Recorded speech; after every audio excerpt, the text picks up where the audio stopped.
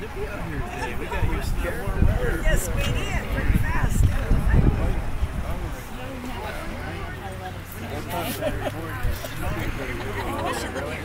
right.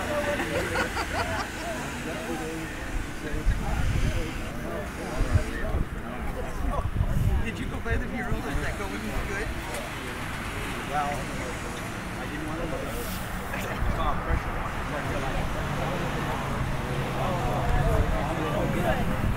Yeah, clear. Fine.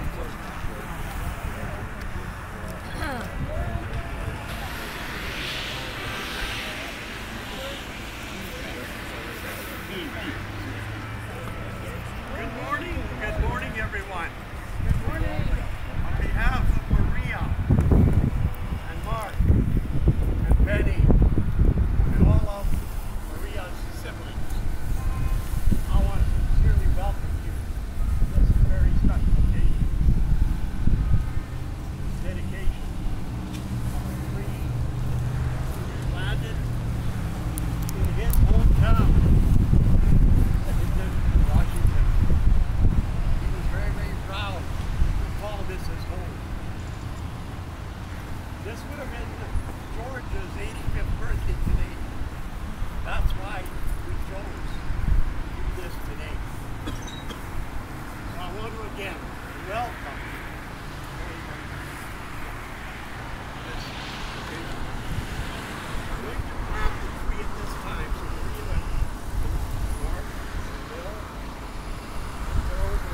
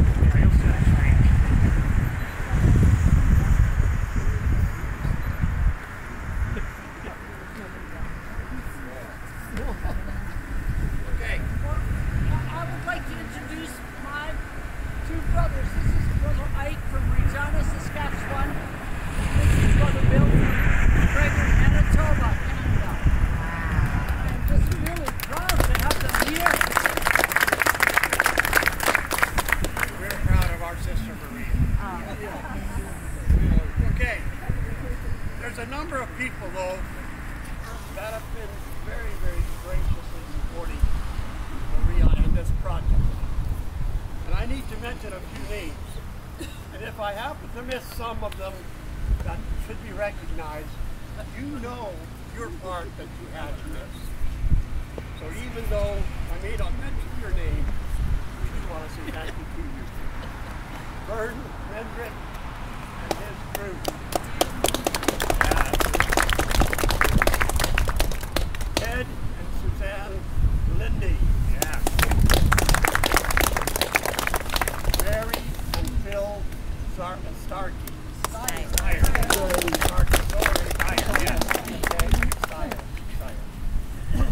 I practiced these names for a while, but I guess I should have practiced them.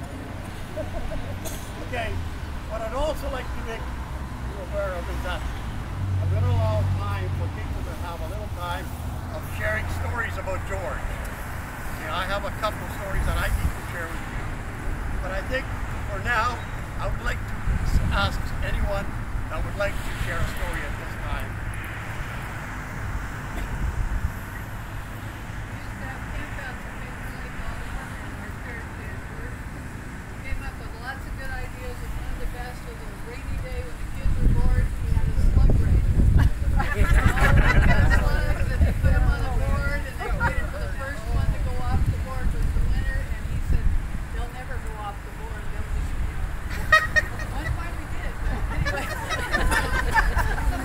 Yeah.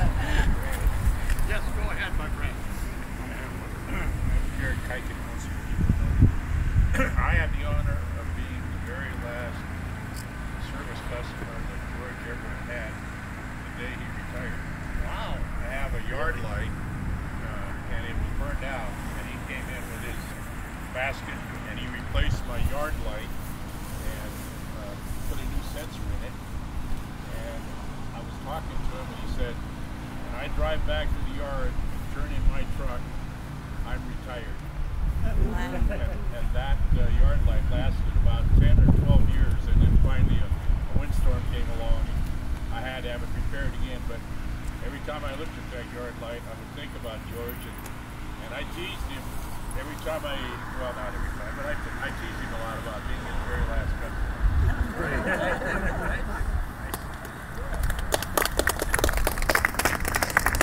George, as you knew, was kind of a trickster.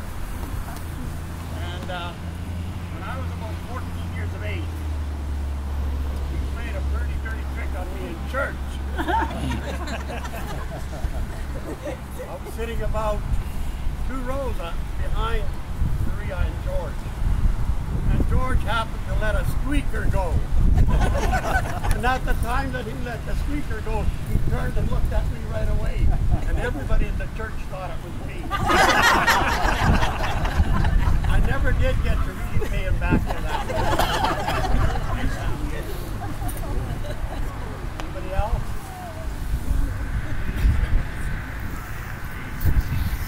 I got small.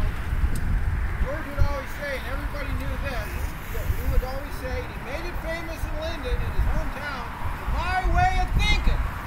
That's it. That reminds me, I've noticed a couple of places in Lynden, there's a write-up about Lynden. And in the end it talks about Lynden being my home. And George was very, very proud to call Lynden his home.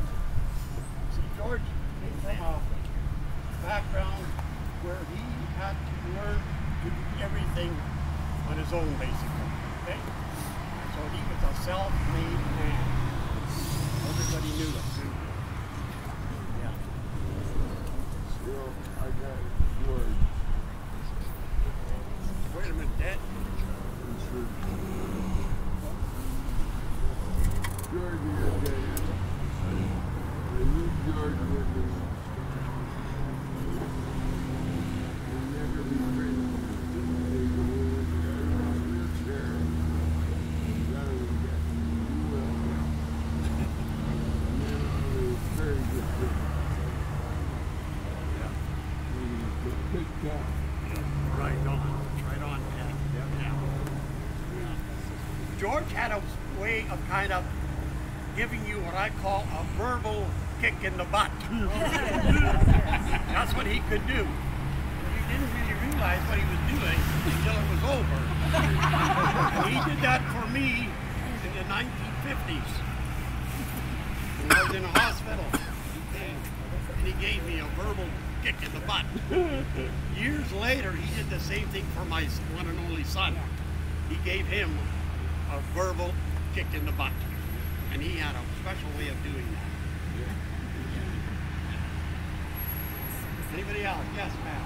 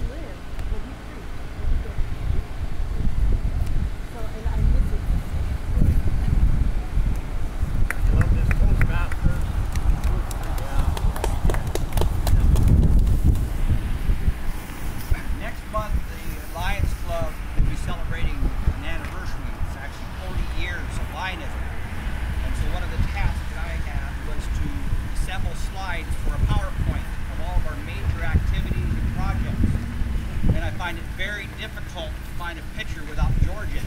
The reason being is he literally was involved in every major project that our Lions Club had. And he brought in creativity. And one of his masterpieces is right behind us with his flagpole. That's George's flagpole. Right. It's an old recycled telephone pole from the parking lot. And he brought it to us, we recycled it, we modified it, and that's George's hand. That's an example of his creativity.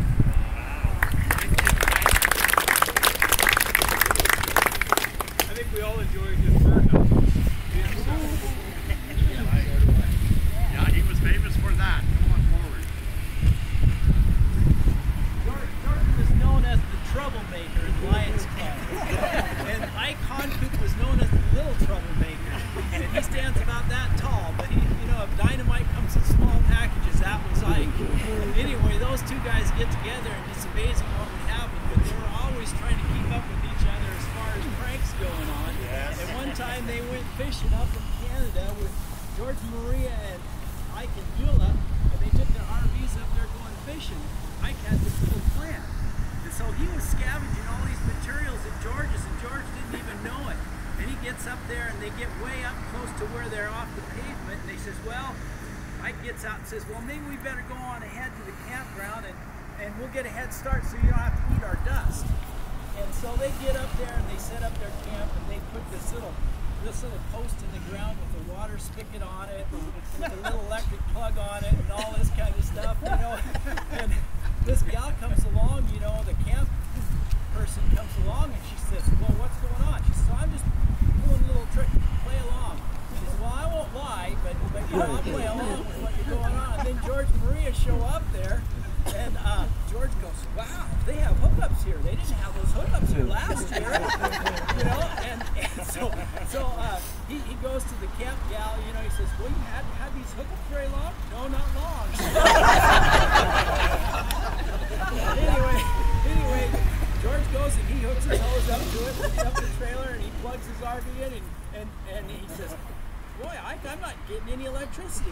Ike had this little solar fan in the top of his thing, you know, and of course he had it running. He says, well, look, my fan's running. And he just couldn't figure it out. Finally he got to the bottom of it. Boy, I tell you. And then Ike had to tell him, he says, yeah, you see that faucet there and that hose? I got that from your house.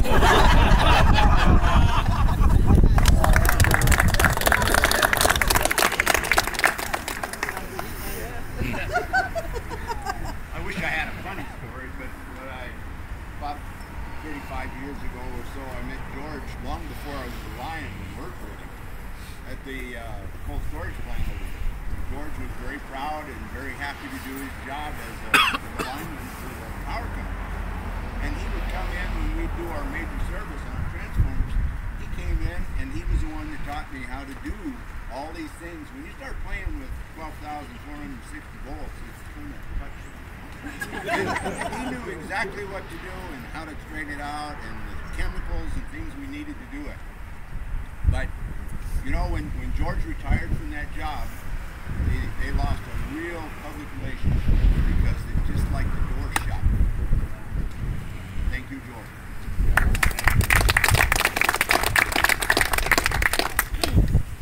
I think one of the things that we all recognize about George is George was probably, his premier gift was the ability to seize the moment, just about anything.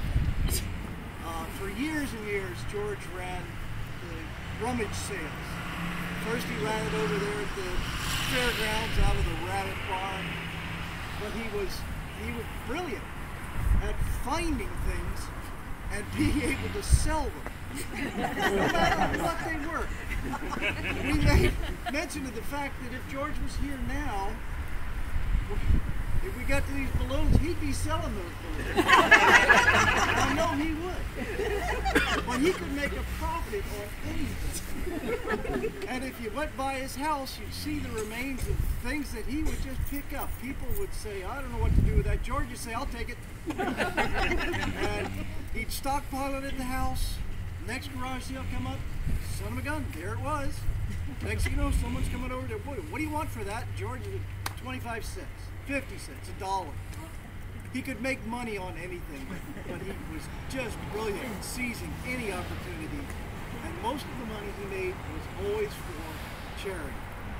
For the Lions or for some other group, George made a tremendous amount of money for all sorts of people, all sorts of occasions. For that, I don't think there's ever going to be another match for his generosity, his ability to sell. Anyway.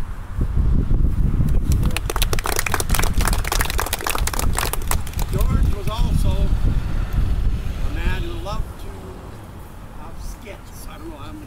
Oh, yeah. And I happened to be at family reunions with him many times. And almost every time he would con me into helping him. And just this last summer, we had a family reunion in Manitoba, and he was commissioned, I guess, to run another project for the ladies, because he was kind of a ladies' man. And so he came up with this idea of making this thing that had sticks of wood. He drilled the holes in the middle, put a string in it, and moved these around, and they would wave in the breeze, okay? And so he stopped in Regina on his way to Manitoba, and he had my wife Eileen try to put them together, and she managed to do it, because he wanted to find out how long it would take her, okay? And so he got that settled. And then we get to the reunion, and he says to me, he says, we're going to do a skit about this. What's the skit about? Well, you're going to have to guess what my WWW project is called. Well, I had heard of WWW, the World Wide Wrestling. I'd heard of that. So he gets me up there and we start talking about this WWW project. And I figured it out as World Wide Wood. And then he got me kind of stumped a little bit. And eventually it came up that it was his World Wide Wood Wobbler. We called it his wobbler.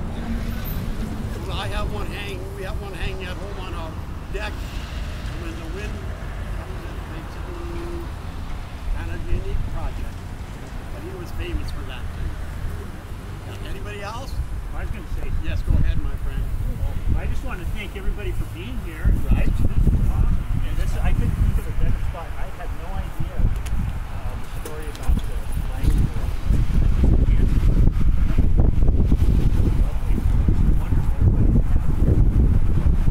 I thought of two stories about my dad. One that's kind of funny, one that's not funny. So, but I thought I would not. You've probably heard them both.